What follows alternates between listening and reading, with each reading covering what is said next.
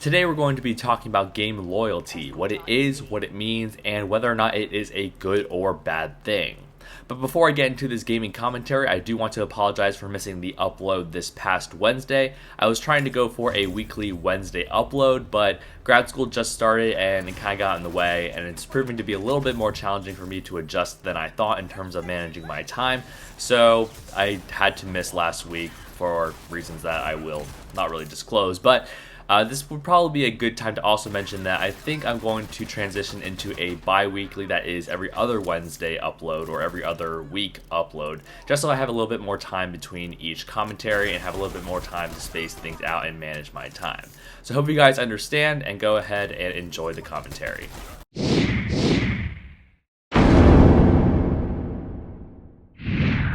What is going on YouTube? King Kevin here with some Dirty Bomb gameplay on the objective mode bridge. Now I wanted to do a video game that was different from Call of Duty to kind of show a counterexample of game loyalty that is, a breach in game loyalty. And just like in the intro, let's go ahead and discuss what it is and whether or not it is a good or bad thing. So game loyalty in my mind is when you pick a video game series or a specific video game and you play that in that game only. Kind of the simple overarching definition of what loyalty is. And whether or not that's a good or bad thing, well, let me tell you the story about why I decided to play Dirty Bomb and why I decided to upload this video rather than a more regular Call of Duty video. So I did found this gaming channel on the premise that I would probably be uploading Call of Duty for a very long time, simply because in general I happen to like the Call of Duty series quite a bit. However, more recently I've come to notice that I have pretty much hit a good level of playing, as in I'm not, granted the best person at Call of Duty in the world, but I still am able to get pretty good scores, able to play the game and have a lot of fun with it. But recently I've been able to do that over and over and over, and it's very repetitive, very redundant, and kind of dry, to be quite honest.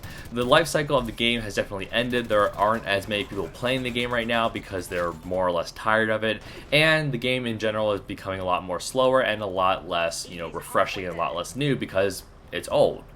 And playing Call of Duty Black Ops 3 at least has become boring to me, and so I decided to fire up Steam one day.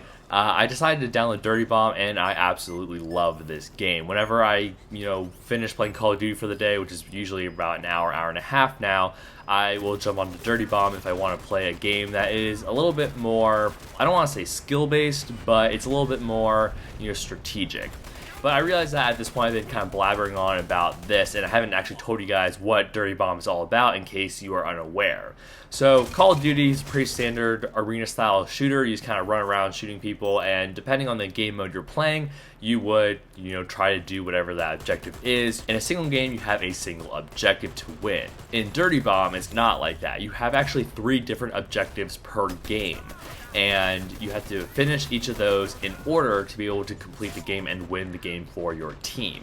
So it is kind of different than Call of Duty in that your objectives change throughout the game, and you have to finish that very last objective. You don't really get that much credit for only completing 2 of the 3 objectives, for example. You still lose because your team is trying to either attack, as in this case I am on the attacking team, and the enemy team is on their defense, I guess, and they are trying to prevent my team from doing our 3 objectives. So in this particular gameplay on bridge, you have to repair this Humvee, what they call it an EV. You have to escort it to a certain zone, and then you have to deliver these, containers of something.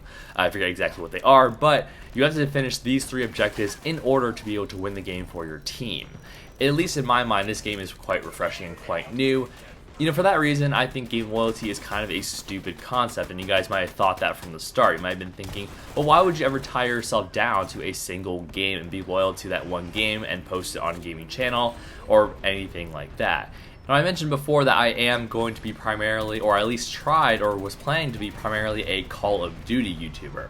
However, given the fact that I have tons of Black Ops 3 content already pre-recorded, and the fact that Infinite Warfare is coming around the corner, I might just kind of scrap that idea, because at least at this point in time, I don't plan to get Infinite Warfare. I just find spending $60+ on a video game to be kind of absurd, The most I've ever paid for a single video game was, I believe, I paid $20 for a video game before. That was Modern Warfare 3 when it was on sale during the Steam Summer Sale a few years back. But that's the most I've ever paid for a video game, and I don't really intend to spend 3 times as much that when I could simply wait, for example, the winter or the holiday sale to come around and then maybe get the game at half price.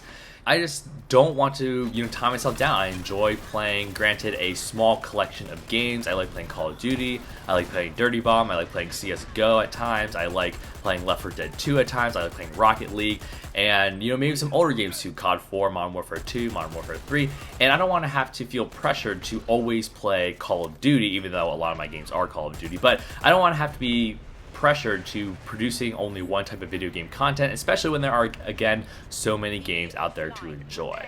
So let me know what you guys think in terms of the topic of game loyalty. Do you guys like YouTubers who are singly focused on one game, or would you prefer if they had more variety? I know that it's kind of an interesting topic because there are a lot of Call of Duty YouTubers who are slightly starting to branch out or do other video games, but there are very many YouTubers who just run gaming channels and release whatever game they want.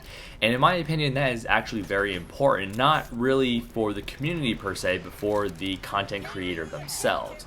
As someone who runs 3 and manages 3 YouTube channels, I know that in a way you do have to appease your audience and give them what they want, but at the same time you have to want to make that content even more than they want to receive it. And if you are not having fun, if you don't have the motivation or the drive to make a certain type of video or a video game commentary, then the quality of the overall video is going to be very, very bad and very noticeable. Now, some people can pull it off. They can kind of fake it until they make it kind of deal, and that they can, play a video game or make a video that they might not want, and it is passable. But you can easily tell that they do not enjoy it. And how do you know? If you guys are just consuming, for example, this particular video game commentary, then you might not know the effort and the way that I'm speaking, the way that I do certain things that make it feel or make it appear the way that I'm enjoying making this. I am enjoying making these commentaries. That's why I make them. That's why I do them. And that's also a little bit the reason why I didn't upload last week, was because in the midst of everything being busy, I didn't really feel like uploading one.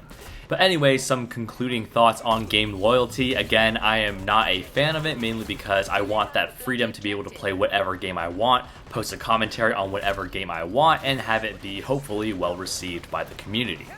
Now, I know you guys may have different opinions, so I would definitely love to hear what your guys' ideas are with regards to whether or not a YouTuber who runs a gaming channel, whether or not it's good or bad that they have a really consistent base. For example, if they were to only play one video game versus if they were to spread out their gaming repertoire, I guess, and be able to play multiple games. Do you think it's a good idea to divide the community up by having multiple different interests, or do you think it's really important for a cohesive community? I would love to hear your guys' opinion, because that's something that I myself am still not quite sure about. Of course, I am kind of breaking the consistency thing here by playing Dirty Bomb instead of Call of Duty, but regardless, it is an interesting topic and conversation that I want to hear your guys' opinion on, pick your brains about it a little bit to see what you guys think. And as always, I am open to opinions and constructive criticism, so if you guys have anything that you would like to see on the channel, I'm definitely more than open to hear your guys' feedback so that I can give back to the community and just have some fun, casual conversation with you guys and be able to give content that you guys want to see. So that'll wrap it up for this gaming commentary. Thanks so much for watching. If you haven't already, please feel free to rate, comment, and subscribe for more content in the future, and I'll see you guys in the next video.